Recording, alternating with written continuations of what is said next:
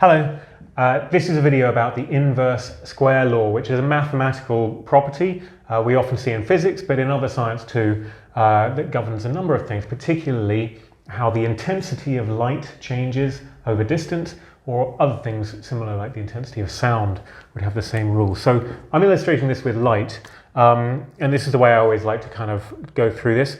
Imagine you've got a square torch.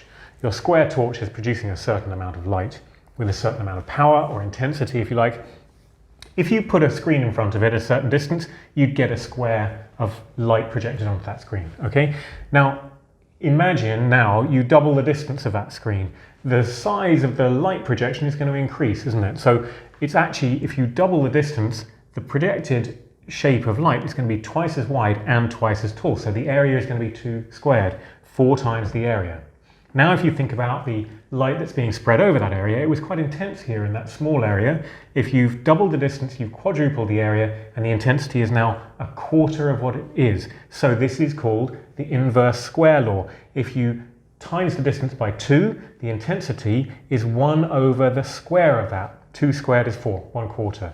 Now let's just see that applied elsewhere. If you went to 3 times the distance, it would be 1/9. If you went to 4 times the distance, as you can see in the illustration here, you've got 16 times the area, 1/16 the intensity. So that's the inverse square law. Hope that was helpful. Thanks for watching.